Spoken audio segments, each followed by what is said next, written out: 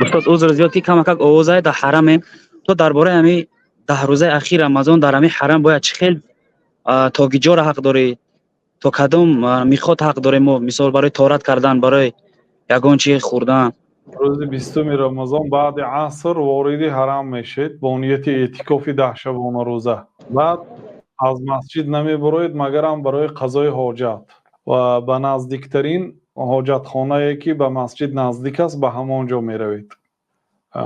جستجو میکنید کدامش کم آدمتر باشد، مقصد پیشکی آموخته گیرید. اگر خوب میشد که برای طعام هاتان یگان آدمی که اعتکاف نمیشیند وابسته میکردیتان برای مثلا چند نفر اعتکافشین یک آدم طعام بیارد تا اینکه برای طعام هم علاهیده نبراید، برای اینکه طعام خری و اگر خود اعتکافشین رود قریب 2 ساعت وقتش میرد در عجلت و در نوبت ها عمرش ضایع میشد. بنابراین یا آدم کرام میکنید یا برای ثواب کار میکند.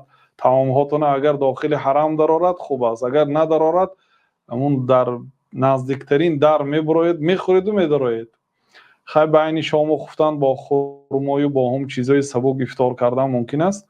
بعد تراویح یا لحظه میبرید اون طعام گرم میخورید و میدرآید. خوب میشد که همین طعام خطی با سحری و چیزای سبکتر میخورید برای اینکه برآمدن کم میکنید. از اعتکاف کدام آدمی که به یگان شرط به یگان عذر یک قدم بیرون برآید اعتکافش باطل میشه.